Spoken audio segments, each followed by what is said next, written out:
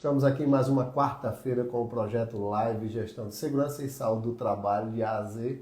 Hoje trazendo um tema super importante, principalmente em virtude dos dados que foram divulgados, Mariana, sobre acidentes e mortes no trabalho. Foram divulgados os acidentes e as mortes no trabalho pelo INSS, saiu inclusive na revista Proteção, e tivemos mais um ano com recorde de mortes, né? 2.888. Então, em virtude disso, nós estamos aqui para falar um pouco sobre as questões de acidentes de trabalho, não é? Quais os custos que esse acidente de trabalho traz, tanto para a economia do país, para a organização, assim como dizem, o acidente de trabalho todos perdem, né? Ninguém sai ganhando. O país perde com os custos, segundo a OIT, gasta-se aproximadamente 4% do PIB mundial com os acidentes de trabalho, o INSS com os afastamentos, os auxílios temporários tipo acidentário, né, as pensões por morte, os afastamentos. Então, estima-se que gasta-se 4% desse PIB mundial e valores que são estratosféricos, né? Então, o nosso intuito é hoje falar sobre as análises, métodos de análise de acidente, trazer um pouco da nossa expertise, as experiências, que vocês possam participar conosco aí também interagindo, não é isso, Mariana? Pois é, boa noite a todos, né? Um prazer aqui, mais uma quarta-feira de nós estarmos juntos, né, com todos vocês. Para quem está vendo depois também, o mesmo abraço. Mandando um abraço aqui e uma boa noite em especial para a Juscelia, né, que está passando para agradecer o apoio e reafirmar o nosso compromisso com a segurança do trabalho. Muito boa, foi muito boa a participação do pessoal, como é bom quando uma classe se une em prol de uma mesma causa, né? Então, parabéns, Juscelia, para você e para Guilherme, parabéns. Que seja um mandato aí de muito sucesso, conte conosco, sempre que precisarem. E a gente abre esse espaço, assim como a gente abriu para a Juscelia, para você, profissional de segurança, que quer utilizar de qualquer forma que seja para ajudar a nossa área, né, Johan? Perfeito, exatamente. E é como o Johan falou, né? A gente vê, sai o número de acidente do trabalho, a gente sabe a consequência de um acidente. Johan trouxe alguns números, né? Então a gente traz essa visão global e traz também a visão pontual, né? O que é para uma empresa, o que é para um trabalhador, o que é para um empregador, um acidente de trabalho. Né? E assim, a ideia é que ele não existe, é que se zere, né, Johan? Perfeito. Que a gente conheça os riscos, que a gente faça uma boa gestão de risco para evitar que o acidente aconteça. Mas, infelizmente, nem sempre é assim. Possível, exatamente. Né? Então, o que é que a gente quer fazer hoje? Com a participação de todos vocês, que podem ficar à vontade para perguntar, a gente quer aproveitar esse espaço para dizer o que de fato a gente faz, Johan, quando acontece um acidente. Perfeito. Muita gente pergunta, né? Exatamente. Quais foram as nossas ações que foram tomadas, né, em acidentes que ocorreram nos locais onde nós já passamos, trabalhamos. E não vamos citar nomes, é claro, né, mas a gente vai citar situações e dar dicas de como foi que nós atuamos para que os profissionais também possam absorver essa experiência e trocarmos experiência, né? Quem está aí pode também nos falar de algum case que ele passou e que tenham resultados positivos, ou aqueles que não deram certo, porque a gente aprende também com os erros, né? Pois é, sobretudo também o que é que não se faz com acidente, né? O que não se deve fazer. Eu e Johan, nós somos do mesmo curso, né? Da mesma turma, terminamos no mesmo ano, já temos um tempo aí caminhando. Trabalhamos em empresa grande, prestamos consultoria, temos uma caminhada parecida, então acaba que a gente tem um contato e muitas vezes o telefone da gente toca assim: aconteceu um acidente. E agora? O que é que eu faço? O que é que eu faço? Né? Me ajuda e vem aqui que na obra aconteceu um acidente. Rapaz, na minha empresa aconteceu um acidente. Aí eu vou até começar, Johan. Eu nem comentei antes, mas eu vou trazer aqui sobre o que não fazer. Perfeito. Eu sempre conto essa história. Boa noite, grande professor Ivomar. Um beijão para você. Um prazer estar aqui com sua presença. Grande mestre. Logo, logo estará aqui também, tá? Conosco, participando e trazendo sua grande expertise, né? Perfeito. O professor Ivomar, que tem um curso fantástico. Inclusive, já participei de vários cursos. Nós. Mas eu digo para ele que eu tenho, assim, tem uma linha, né, de separação, o antes e o depois dos cursos do professor Ivomar Menzoni. É o divisor de carreira, né? O divisor de de água da águas, carreira. né? Exatamente. Boa noite a Félix também, que é o nosso nosso assíduo, né? Tá sempre aqui Perfeito. toda quarta-feira. Eu sei que ele tá lá na casa dele, deitado na rede, olhando pra gente. Obrigada aí. Eduardo Coelho, diretamente de Niterói, do Rio de Janeiro. Um grande abraço aí para todos os profissionais do Rio, o Ivan, o Edson Nogueira. Estamos, inclusive, hoje tendo a Semana Regional também de Perfeito. Segurança do Trabalho, pela NEST, TV Anest também. Exatamente. Quando vocês acabarem aqui, vocês podem pegar aí, colocar no YouTube da TV Anest e participar, que está sendo incrível também. Perfeito. Muito profissional Grandes bom. profissionais que estão participando lá e que vão trazer expertise e conhecimento. Afinal, o intuito é que nós possamos construir o conhecimento em prol de uma engenharia de segurança que possa ser evoluída e reduzir esses custos e esses números de acidentes. Porque a gente acha, Johan, que a nossa participação não faz tanta diferença, mas se a gente parar para avaliar isso que você estava falando, né? A perda que a gente tem com o acidente é de 4% no PIB, não é isso? Perfeito. E aí, como é que você falou que é o cálculo, né? Nós estamos buscando aí, segundo os dados do Ministério da Economia, um aumento, um crescimento do PIB de 0,8. Não é que é muito bom para quem está saindo de um período de melhorias, mas nós perdemos 4% desse PIB com acidentes, doenças, afastamentos. Então, se nós conseguíssemos reduzir a zero, a gente sabe que praticamente não é possível. Mas se nós zerássemos né? o mundo perfeito, 4% com um crescimento de 0,8%, nós teríamos um crescimento de 4,8% do PIB, um PIB considerado dos países de primeiro mundo. Né? Então imagina o quanto os acidentes de trabalho eles impactam na economia de um país como um todo. Exatamente. Né? Gasta-se aproximadamente 2 bilhões de reais, foram os dados do Smart Lab, com os afastamentos do B91 em dados de 2021 ainda, 1,8 bilhões de reais com os auxílios, né, acidentes, e aí nós temos ainda as pensões por morte. Então, assim, quando a gente fala em morte, não tem dinheiro que pague. Né? Isso aí realmente e a gente não está falando aí nem no que acontece dentro, na visão que a empresa fica frente ao mercado, né? Como é que fica, o clima organizacional. Porque, assim, uma empresa que os trabalhadores não estão com clima para trabalhar, né? Absenteísmo alto. Isso, meu Deus, isso é uma bola de neve que só piora a gestão de qualquer indústria. Perfeito. Né? Ou de qualquer obra.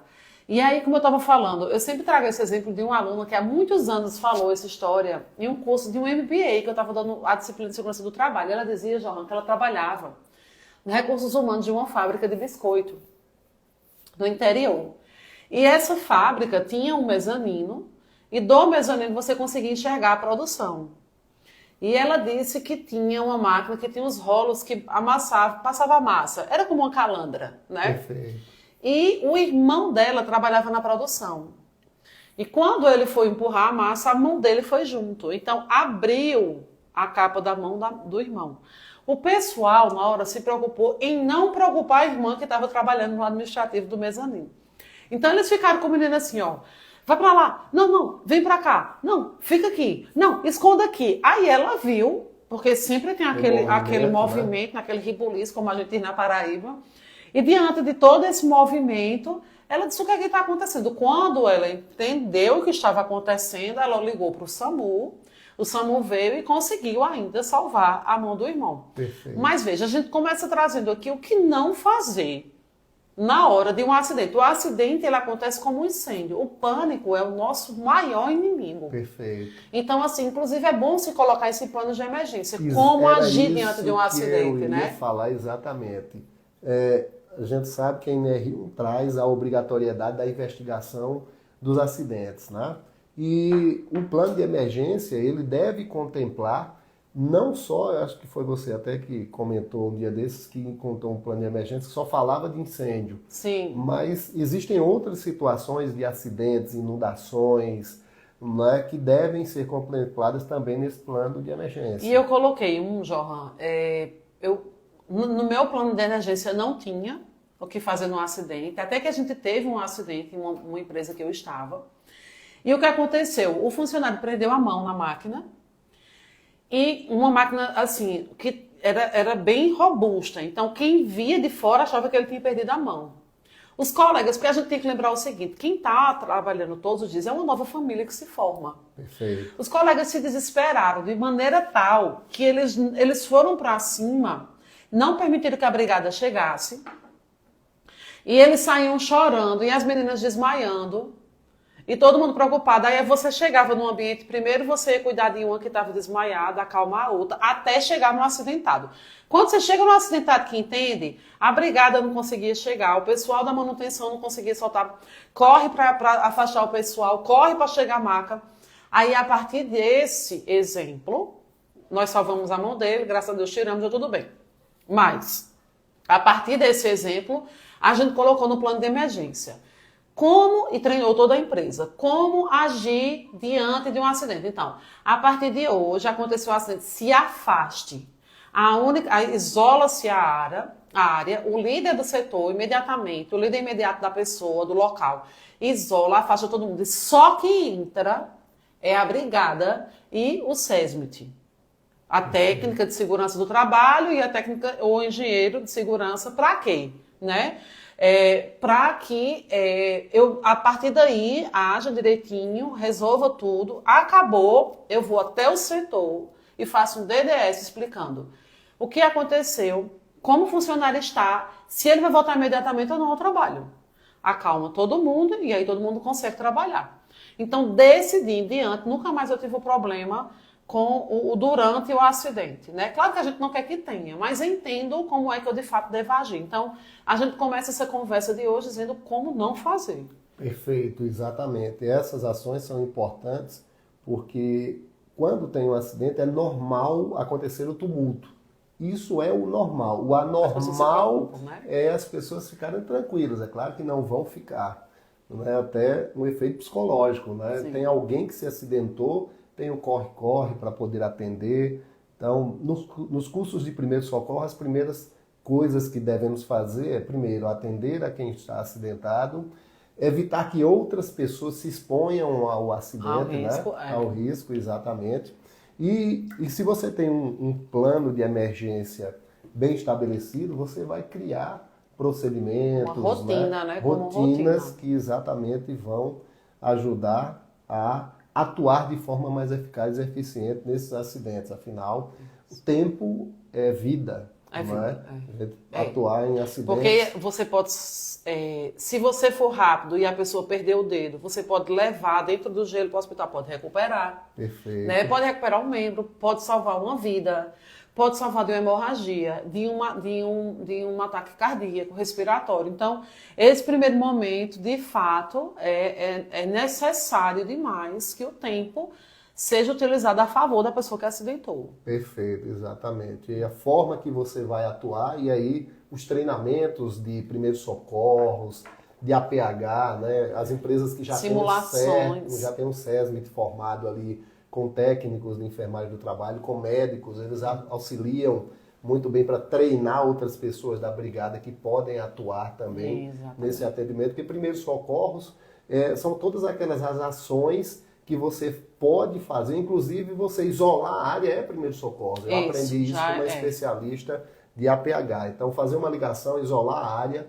já é primeiro socorro. Né? Você já está ajudando ali nesses acidentes. E ainda, Johan, sobre o que não fazer, certa vez eu vi um colega comentando uma coisa que me chamou a atenção. A gente tem uma mania de colocar assim, estamos há 20 dias sem acidente de trabalho. Estamos há 100 dias sem acidente de trabalho. Vamos comemorar que nós fizemos 300 dias sem acidente de trabalho. Aí a pessoa fala assim, para e se põe no lugar da pessoa do último acidente. Eles estão comemorando 100 dias do meu acidente. Claro que a perspectiva é outra. A gente está comemorando que ninguém se machucou. Mas se você se colocar no lugar da pessoa que teve o último acidente, como é? Quer dizer, você está comemorando, pode ser que você esteja chamando ele a reviver aquele acidente que ele sofreu. Uma certa feita, um funcionário estava sem o equipamento de proteção individual. Eu passei e falei assim, era o protetor facial. Coloque o protetor facial. Não, mas eu estou no setup da máquina. Eu disse, mas mesmo assim tem que usar. Fiz assim, ele baixou, com raiva, mas baixou. Quando ele baixou, a máquina injetou metal nele. E aí o metal derreteu o protetor e ele não teve nada. Mas ele disse, eu vi a morte. Porque se ele tivesse assim, ele tinha ou no mínimo perdido visão, rosto, tudo, porque a temperatura altíssima teria morrido. E aí ele diz, sempre que conversa sobre esse acidente, eu revivo toda aquela agonia, porque ele teve um tempo com pânico, é todo o psicológico que a gente tem que ver desse funcionário. E aí o que aconteceu? Toda vez que a gente falava, eu sentia que ele ficava mal.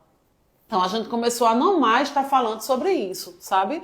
Sobre quantos dias estamos sem acidente, né? Então é bom chamar para repensar. É interessante que a gente perceba que faz um tempo já que está sem acidente, que está batendo recorde, mas é interessante que a gente pense no último acidentado, né? Com certeza. Você falou uma coisa interessante, Mariana, que algumas empresas, elas estimulam uma competição para 0 acidentes, né? É claro que a gente precisa entender que realmente algumas ações elas são importantes, mas isso também pode ter um efeito contrário, ou seja, as pessoas para competir esconder os acidentes ou incidentes para poder participar. E Amy Edmondson, que é uma pesquisadora norte-americana que fala sobre segurança psicológica, ela fez estudos em um hospital norte-americano e ela estudou 2 equipes, né? Onde tinha médicos, enfermeiros, e um tinha muitos incidentes e acidentes, mas não tinha mortes ou lesões graves. E o outro tinha 0 incidentes e acidentes e tinha mortes e lesões. E quando ela foi estudar, ela identificou que esse líder, que tinha muitos incidentes e acidentes, ele era um líder autocrático, ou seja, democrático. Ele conversava, trazia as lições para que as pessoas pudessem debater e aprendia com os erros. O outro não aceitava erros. Como não aceitava, as pessoas escondiam os erros. Estava existindo muitos incidentes e acidentes, ninguém debatia e isso se transformava em um acidente fatal ou lesão. Entendi. Então a gente precisa também entender um pouco de comportamento humano, como é que a gente vai estimular para poder efetivamente ter ações que possam reduzir. E existe uma tendência muito grande de dizer assim, ele acidentou, ele estava com EPI, não dê logo uma advertência. Isso. Esse caráter punitivo, como você diz, né, diante de um acidentado, é a pior maneira que você tem de tratar um acidente. Não vão por esse caminho, porque ele vai dar errado. É assim, é muito importante que a gente use esse caráter psicológico. Ah, mas eu não sou psicólogo, eu sou engenheiro, ok. Mas então se coloca no lugar do outro. Para e pensa assim, como é que o acidentado tá? Como é que a família dele tá? O que é que eu estou trazendo para as pessoas que estão ao redor dele? Porque assim, veja, isso que você está falando, se a pessoa acidenta e vê o cuidado nosso com ele, até dizer assim, ó, valeu a empresa, viu? A empresa me tratou bem, olha, eu gostei. E eu quero até vestir mais a camisa da empresa e dar mais a ela por conta da forma que ela me tratou. Eu já vi muito isso. Então, cuidado com esse caminho, né? Cuidado com esse caminho.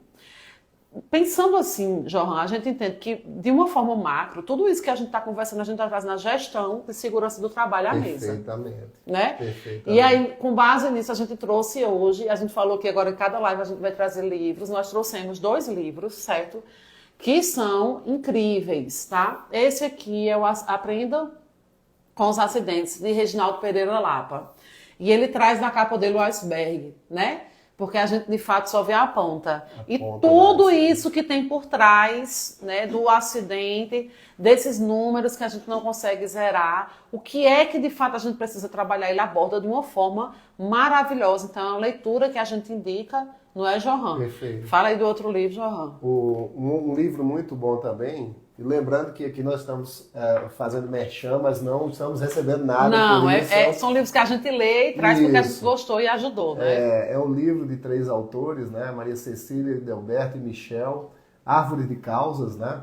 Método de Investigação de Acidentes, um livro muito bom, ele é simples de ler e ele tem alguns métodos de investigação utilizando a árvore de causas para você realmente chegar à causa raiz ou às causas, né, dos acidentes. Lembrando que chegar à conclusão de que a culpa foi do trabalhador também é uma coisa que não vai funcionar, né? Não, a culpa foi dele porque ele não seguiu o procedimento e dá um treinamento para seguir o procedimento. Não é solução. Não é solução. Você está trabalhando para inglês ver. Por isso que a gente não tem mais ato inseguro e condição insegura. Não chegue dizendo que isso é um ato inseguro ou uma condição insegura. Porque quando a gente traz essa definição que não se usa mais, por quê? Porque o ato inseguro é responsável, a definição era essa, por 90% dos acidentes. você já está punindo o trabalhador pelo que ele... Ninguém acidenta porque quer. Você não sai no seu carro de manhã e diz, eu vou bater o meu carro hoje, vou ter todo um estresse porque eu estou afim hoje. É a mesma coisa no acidente do trabalho. Ninguém sai de casa dizendo, eu vou me acidentar. Aí tem gente que diz assim, mas ele queria se acidentar para conseguir uma estabilidade. Mas pensa direitinho nessa forma que você está falando. Será né? que isso é verdade? Será que alguém iria, né, em sã consciência, Acidentar-se, se acidentasse, perder um membro para poder gozar de alguns benefícios? Eu acho pouco provável, né? E aí, Johanna, já tem perguntas aqui do nosso público que já está interagindo, porque o tema realmente é muito interessante, né? Félix, com suas grandes perguntas, né? Vamos lá. A legislação previdenciária equipara a doença como acidente de trabalho. Lei 8.203. Nesse sentido, qual o procedimento? Né? Perfeito. Então, a gente vai agora, inclusive, com essa sua pergunta, Félix, começar a abordar a análise de acidente, porque a gente vai fazer a análise para a doença da mesma forma que a gente vai fazer a análise para o acidente. Né? A gente tem que encontrar a causa raiz para evitar que novos adoecimentos, novos acidentes aconteçam, né, João? Perfeito. E aí nós temos, o Félix foi muito feliz, porque nós temos duas legislações, né? Uma previdenciária e uma trabalhista, né? Que eles tratam sobre o tema, uma ligada a conceitos de acidentes, de benefícios, e outra trabalhista, que são as NRs, que nós temos a NR1, que fala exatamente sobre implantar os planos de emergência, fazer a análise dos acidentes, né? E, na verdade, elas devem estar interrelacionadas, né? Então, fazer um plano de emergência que contemple as ações, os processos e procedimentos que você tem que implementar ali no caso de acidente, já começando dando dicas, ter os números daqueles locais de emergência, para quem ligar, para onde vai. Para quem ligar, exatamente. Qual é o hospital especialista? A distância que ele tem, qual é o número do SAMU. Dentro da organização, como será o procedimento de deslocamento desses acidentados? Tem veículos? Quem vai chamar? Quais os telefones de emergência? Entra na questão do tempo que a gente falou, né? Perfeito. Nós temos na portaria os números selecionados de uma das empresas que eu trabalhei, com o SAMU, o número dos profissionais e gerentes das áreas, quem eram os motoristas que estavam trabalhando à época. Sim. E tinha um procedimento que acionava essas pessoas em caso de acidentes para que eles pudessem deslocar até os locais. Né? Então é todo um procedimento que deve ser implantado pensando em, primeiro, atender o acidentado, não expor as pessoas que estão ali também às condições de riscos, ganhar tempo, mas com cuidado, porque tem condições que você também não pode mover o trabalhador, saber atuar, ter uma equipe treinada para isso. Inclusive, Johan, quando você não faz isso, eu tenho um exemplo de uma funcionária, ela teve parada respiratória, colocaram ela dentro de um carro que tinha um baú e foram em pé com ela no meio e fazendo a massagem. O procedimento era correto, só que o carro ia, a pessoa que ia dirigindo e aí ia caindo a pessoa por cima do acidentado. Então realmente você precisa. Mas tem coisa que é óbvia, que tem que chamar. É óbvia, mas na hora do aperreio, ninguém raciocina, né? O raciocínio ele é cortado, porque a adrenalina vem lá para cima. Então tem que ter tudo à mão, o procedimento para você saber como faz. Né? E as pessoas serem treinadas é fundamental, porque aí elas terão um maior controle da situação, como agir, porque geralmente a tensão aumenta quando você não sabe como agir. Aí você diz assim, como é que eu vou treinar? Eu tenho 1.000 funcionários, 2.000 funcionários, 10.000 funcionários, como é que eu vou treinar? Usem o DDS ao favor de vocês, né? Cada dia você pode fazer uma parte do plano de emergência no DDS. Você faz com que todo mundo discuta o que está acontecendo, como deve ser feito, e aí todo mundo fica sabendo de fato qual é o procedimento, né? Perfeito. Aí, Johan, doutor Misael, né? O doutor Misael Vasconcelos, grande advogado aí, trabalhista, Aí sempre participando conosco. Obrigado aí, doutor. Boa noite, ele fala aqui, né? Boa noite, Mariana Johan, sucesso para vocês. Obrigado aí. Mas antes ele pergunta o seguinte, no caso de acidente típico fatal, de queda de andame, qual o procedimento de análise de acidente? Essa é também uma pergunta que é uma parte da pergunta de Félix que a gente não respondeu, qual é o procedimento. Vamos então para os procedimentos. Aconteceu, né? Aconteceu o acidente. Como é que a gente falou agora do procedimento físico, né? Do na hora. Perfeito, aconteceu. Mas e aí, Johan? Agora a gente precisa analisar esse acidente com a finalidade de impedir que ele se repita.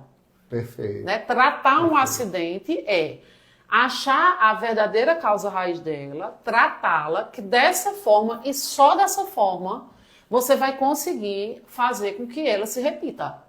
O mesmo acidente, da mesma forma com outra pessoa, é uma análise de acidente mal feita. Perfeito. Porque você tem vários elementos ali que eles podem estar relacionados, inclusive elementos que estão até externos aos muros da organização. Isso. Muitas vezes você não tem como controlar. Mas levando em consideração aqueles elementos que estão dentro da organização, o doutor Misael falou acidente típico queda de andaime, né? Ou seja, já teve o acidente ele disse que foi fatal, já foi comunicado à autoridade competente, então agora quais os procedimentos para análise? Né? Porque o fato é importante que a gente diga assim, a gente tem que lembrar que nós temos responsabilidade criminal também, tá? Perfeito. Sobre o local que a gente assina. Por isso que o engenheiro de segurança do trabalho deve ter cautela de quanto ele cobra, do que ele faz e de como ele faz. E entender que não é demérito dizer assim, olha, eu não trabalho com essa área e eu vou chamar um colega. Hoje à tarde eu fiz isso. Recebi uma proposta para fazer um documento e falei, olha, eu vou passar para um colega que tem mais expertise para lhe atender. Por quê? Porque a partir do momento que a gente gera RT e assina, a gente se torna responsável criminalmente. Então, veja, quando acontece um acidente fatal, tá? Diferentemente de um acidente que a pessoa não morreu, teve só ali um afastamento, pode ser temporário ou não, a gente precisa ligar para a polícia, não se mexe em cena cena de crime, em cena de acidente, não se toca em nada e aguarda a polícia vir fazer a avaliação dela.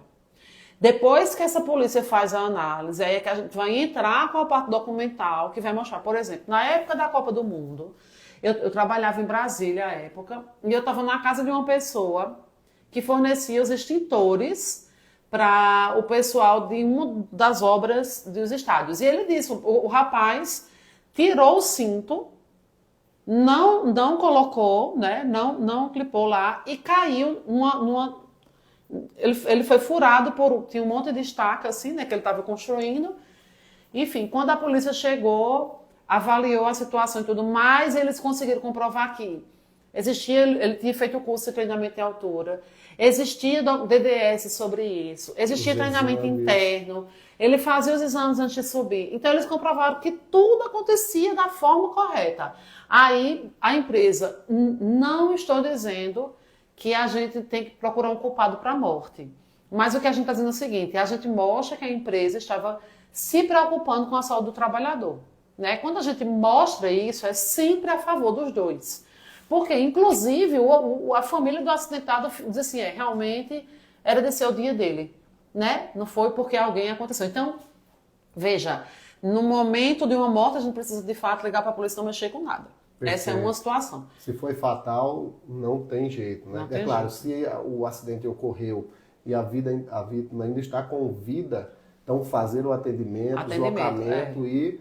né, hospital, atendimento com os procedimentos corretos por pessoa treinada. Se o acidente ocorreu e foi fatal, né, então não se mexe em cena de crime, faz o comunicado às autoridades competentes para que eles possam vir fazer a investigação da parte, né, criminal, da parte da autoridade competente, e levantar as informações e só depois daí os atuantes do SESM irão adentrar para fazer também a sua investigação interna. Isso. Aí, vamos agora para a investigação. É necessário que a gente faça vocês entenderem que existem várias técnicas de análise de acidente. Não existe uma forma, todo mundo só segue essa receita de bolo, não. Existem várias técnicas. Aí é até legal, Johan, eu falo um pouco da minha, você fala um pouco da sua, porque até a gente usa técnicas diferentes. Sim. Algumas são mais conhecidas, como árvore de falha, a gente tem Chikawa, a gente tem 5 porquê, a gente tem várias. Por exemplo, eu usava o 8D, que é uma ferramenta muito utilizada para qualidade, mas que cai muito bem para avaliação de acidente, porque a gente fica remoendo em cima daquela situação até que as causas raiz batam, né? Mas vejam, antes de falar da técnica, uma coisa eu acho importante a gente trazer. Se possível, o acidentado ele precisa participar da análise do acidente dele, né, Johan? Porque ninguém melhor do que ele sabe descrever o que aconteceu na hora. Exatamente. Né?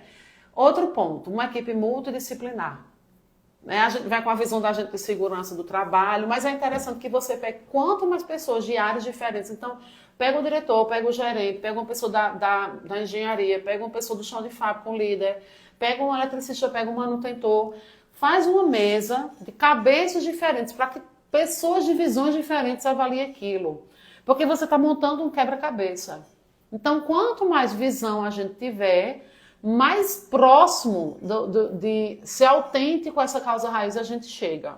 Né? E a outra dica que eu quero dizer é o seguinte, existe uma tendência muito grande, assim, vamos lá, a pessoa caiu do andame, porque caiu do andame porque o andame não estava certo, existe uma tendência de já dar um porquê, porque se tivesse, a causa raiz é essa, aí você quando já define uma causa raiz, você começa a fazer a análise, caminhando para aquela causa raiz, tendenciando, você já vai cautela com isso, já vai não permitam que ninguém diga o que foi, quando começar a dizer, gente, não pode. Primeira coisa que a gente vai fazer uma análise, ninguém vai dizer o que acha que foi causa raiz. Vamos chegar lá e depois que chegar na hora da causa raiz, vai ser sobre causa raiz. Porque senão você tendencia a cabeça de todo mundo, né, assim, João? Perfeito, exatamente. E acaba direcionando para um caminho que você não vai chegar às conclusões corretas. E tem que deixar claro que a investigação do acidente não tem o objetivo de punir. Isso. Porque se tiver o objetivo de punir, as pessoas vão esconder o erro. E aí você nunca vai aprender com os erros, que esse é o objetivo. É bloquear aquelas situações que possam levar a novas ocorrências, né? Exatamente, exatamente. E existem, independente da metodologia que você utiliza, né, você tentar fazer o mais breve possível, porque o cenário muda. Né? Ter uma equipe multidisciplinar, onde as pessoas possam entender do processo e cada um contribuir, ter a participação efetivamente de quem estava envolvido ali no acidente, não indicar que a investigação não é punitiva, é para gerar aprendizagem e evitar que outra pessoa machuque, né? Exatamente. Então, essas são algumas dicas que nós damos, né, para essas situações. E eu gostaria que você colocasse, eu também vou falar de uma investigação que eu participei, que foi bem interessante, que nós chegamos à conclusão que, inclusive, tinha elementos ligados à gestão, à tomada de decisão, à economia, né? Que isso muito... Então, até onde interfere, né? Exatamente. Eu vou trazer aqui uma situação que eu até tenho programado para trazer outra, mas mudei agora por causa do Dr. Misael. Eu já trouxe isso em uma outra live, não me lembro qual, que eu comentava que iam fazer uma manutenção de aquela parte de trás do ar-condicionado.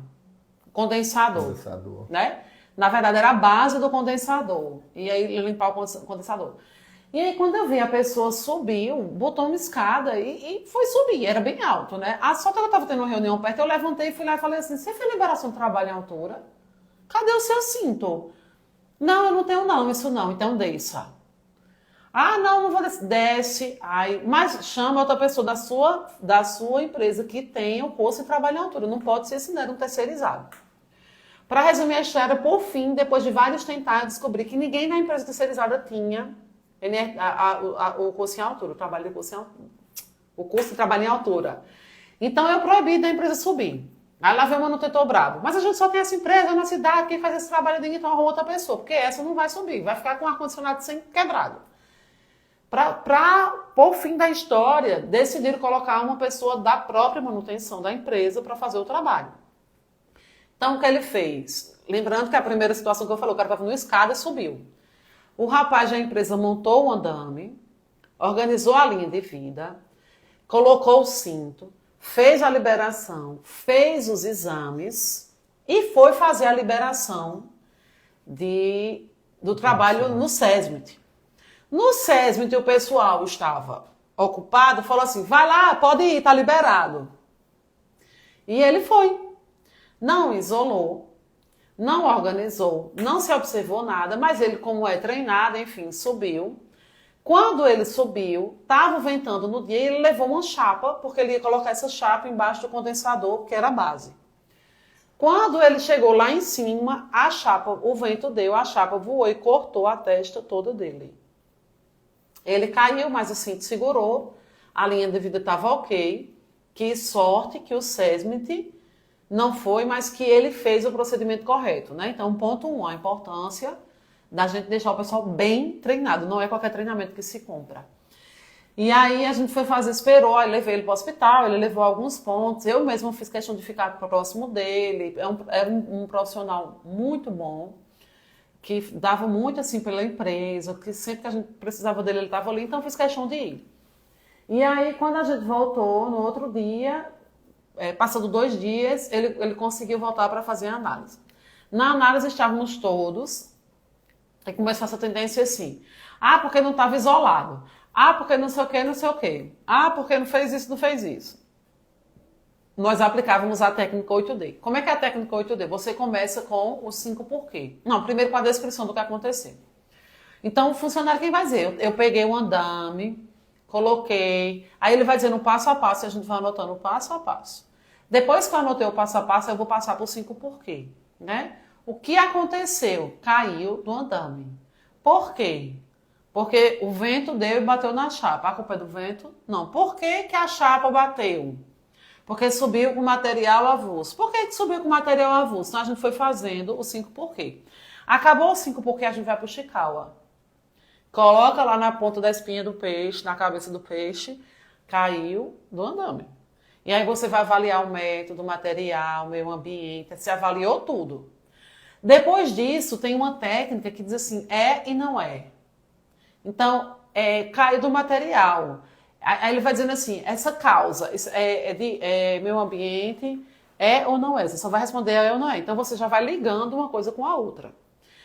Por fim, você vai chegar que a causa raiz desse, essa e essa, ou elas dão a mesma causa raiz, ou pode dar 2 ou 3 causas raiz diferentes que são causa raiz de fato. Perfeito. Porque um acidente ele pode ter mais de uma causa raiz. Perfeito. A gente tem o risco principal e os riscos residuais. Depois de tudo isso feito, aí ele diz assim, quais são as medidas imediatas que eu vou tomar? Porque, veja, tem acidente que eu vou precisar de melhorar a máquina, de melhorar o ambiente, de melhorar o procedimento. O procedimento a gente tem como resolver hoje. É só criar e começar o treinamento o pessoal amanhã no DDS, todo mundo está treinado, né? Então, hoje dá para fazer um procedimento, hoje dá para fazer um DDS com a equipe da manutenção, hoje dá para não mais permitir que se libere trabalho sem isolar e sem fazer da forma correta. Então, a gente faz o que tem que fazer hoje. A médio prazo, o que dá para fazer a médio prazo? A médio prazo, a gente vai fazer esse procedimento. E a longo prazo? A longo prazo não usa mais andame, usa PTA, dessa forma, dessa forma. Sim, para médio prazo ficou terceirizados, agora precisam vir treinados, porque influenciou. Enfim, então, no fim das contas, nós chegamos a várias causas raiz, tá? Por que eu estou trazendo isso? Porque a gente tomou ações imediatas, ações de longo prazo, e de médio prazo e ações de longo prazo. Esse acidente nunca mais se repetiu, tá? Então, a gente resolveu esse ponto. Você faz com que ninguém mais corte a testa com uma chapa que subiu no andame e na altura.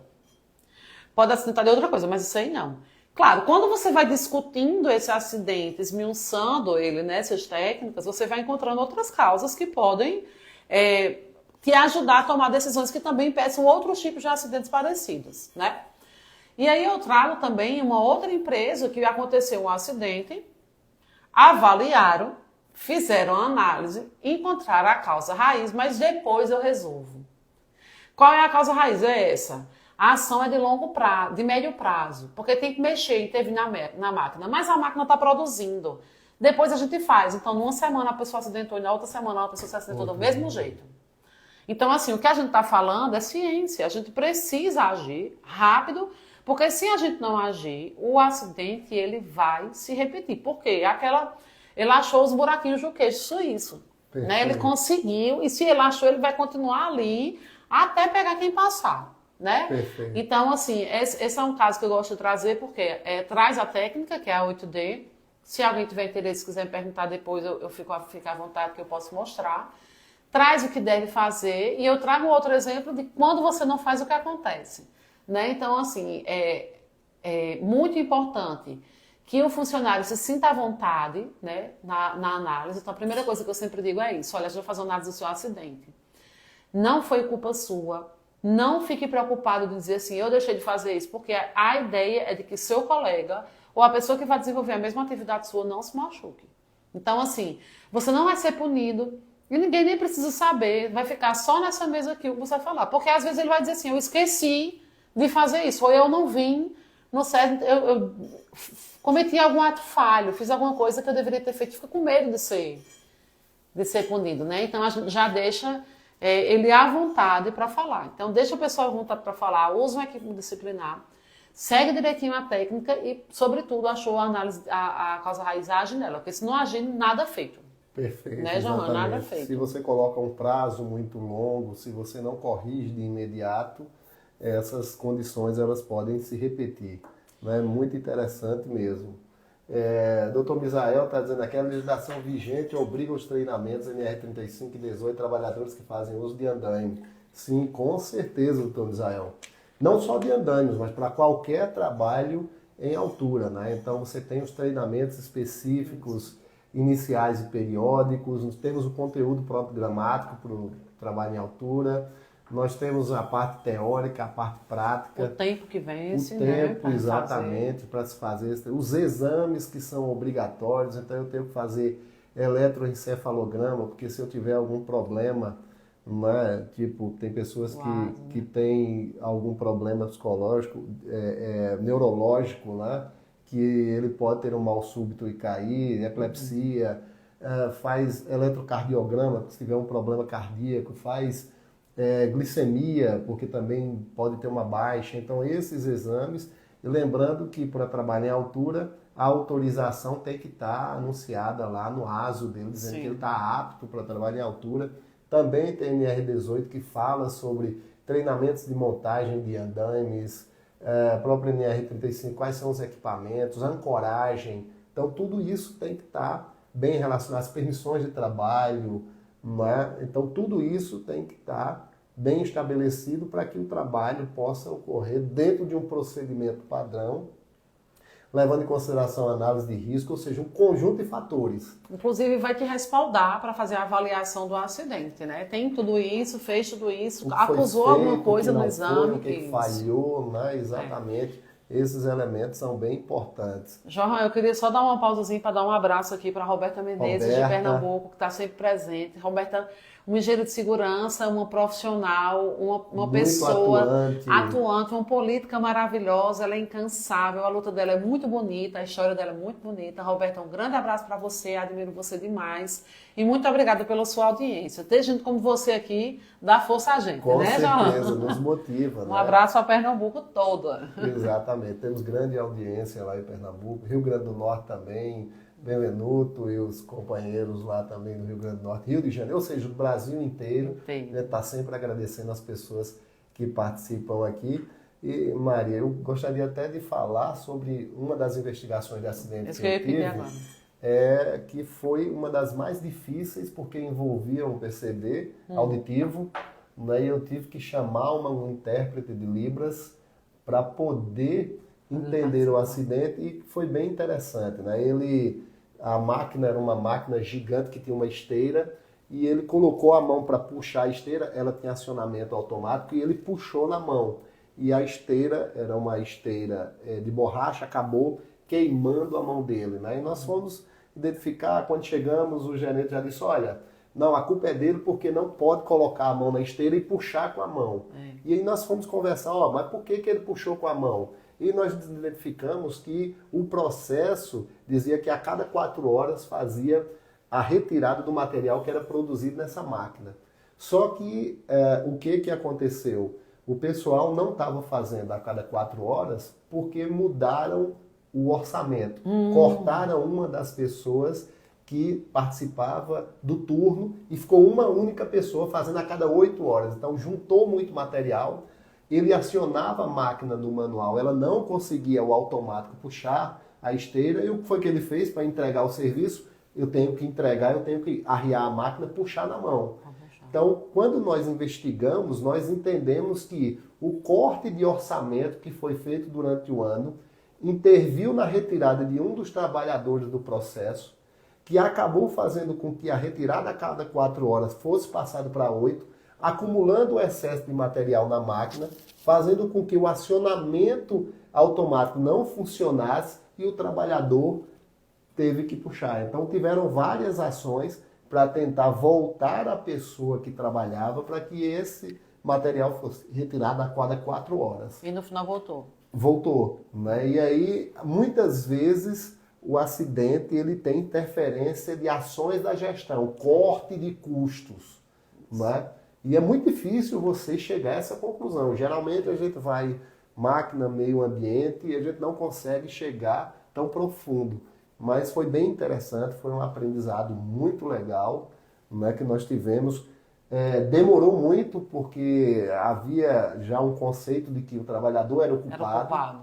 E que ele puxou, né, a esteira, e aí nós fomos atrás para saber se a esteira tinha problema, o cara da mecânica, chama elétrica, e aí a gente foi descobrindo, né, os porquês. Não, mas peraí, mas por que isso?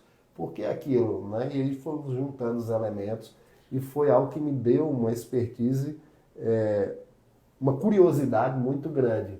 Né?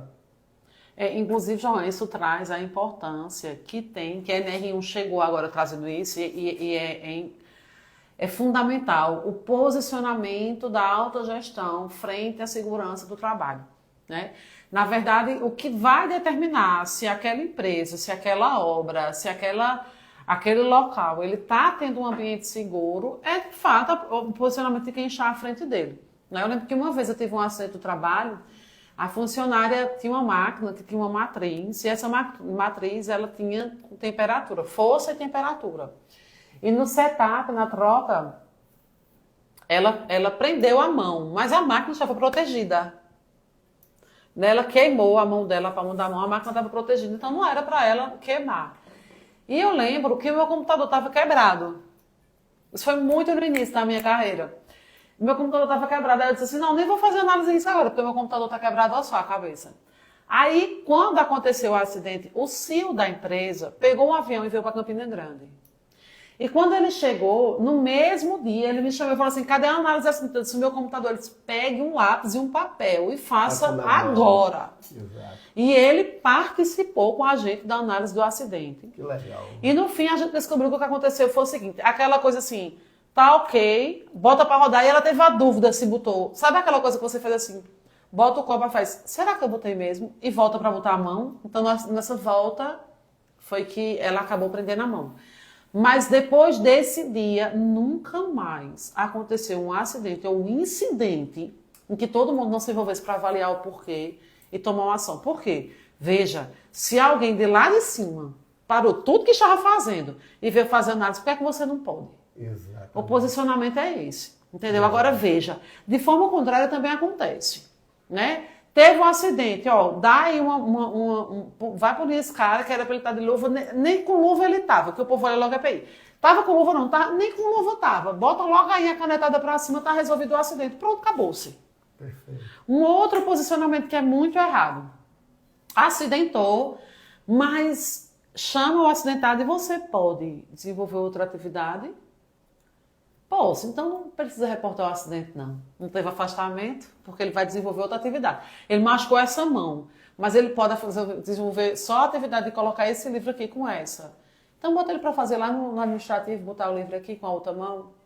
E muitas vezes né? só se considera, não teve lesão, não, então não foi acidente não, foi só uma pancadinha, não afastou, não, volta para o trabalho normal e vida que segue, né? São os conceitos que os profissionais devem ter, que se nós analisamos até os incidentes ou os quase acidentes, por que não analisar todos os acidentes, né? Com ou sem afastamento? A gente fez, inclusive, um trabalho, Johan, para estimular as pessoas a reportarem os incidentes. E isso ajudou muito a diminuir o número de acidentes. Por quê? Porque quando acontecia qualquer coisa que podia gerar, a minha mesa era assim de papel que vinha da produção do pessoal, mas ótimo, que eu comecei a gerar uma estatística e comecei a ver agora para onde eu devo agir, onde eu tenho um risco maior, onde eu tenho uma severidade maior. Melhorou minha avaliação e minha gestão de maneira tal que eu fui de fato atuando onde era necessário e houve um resultado de uma diminuição significativa, né? Então, realmente é saber o que fazer, como fazer e agir, sabe? E isso é tão interessante, essa história de teve afastamento, é acidente. Não, não teve, não reporta, não. Mas achei muito legal, no dia que eu fui auditada pelo Ministério do Trabalho, e o auditor falou assim, eu quero ver suas CATs. Todas as comunicações de acidente para o trabalho. E a primeira coisa que ele foi ver foi se só existia CAT com afastamento. Quando ele viu que não, a tratativa da auditoria já foi outra. Diferente, com certeza. Por quê? Porque ele viu que a gente estava trabalhando da forma correta. Então, é uma coisa simples que às vezes a gente acha... porque assim, a gestão de segurança do trabalho é muita decisão nossa. Né? Aconteceu, deixa eu ver que decisão eu tomo. Eu posso não gerar uma CAT, isso. Eu posso fazer análise de acidente de qualquer forma, eu posso enrolar o trabalhador, mas eu tenho que entender que cada ação dessa que eu tomo, João, tem uma consequência absurda. Com certeza. Né? E falando exatamente disso, a gente tem a interconectividade de risco, que aí é um outro assunto para uma outra live que nós vamos falar, que é bem interessante, mas... no momento vamos nos ater aqui à nossa análise de acidentes, né? Então, fazendo uma boa análise de acidentes, né, você realmente chegando à causa ou às causas raiz, né, você realmente e tomando as medidas cabíveis, você vai bloqueando aquelas medidas que podem ocasionar novos acidentes e eliminar a possibilidade dessa reincidência. Inclusive, assim, quando a gente vai atuar nessa causa raiz, Johan, e eu trago uma dica, é importante que você já possa fazer uma hierarquia nas próprias causas raiz, porque, assim, tem situação que gera morte. Sim. Então, se isso é tão grave assim, atua logo nisso.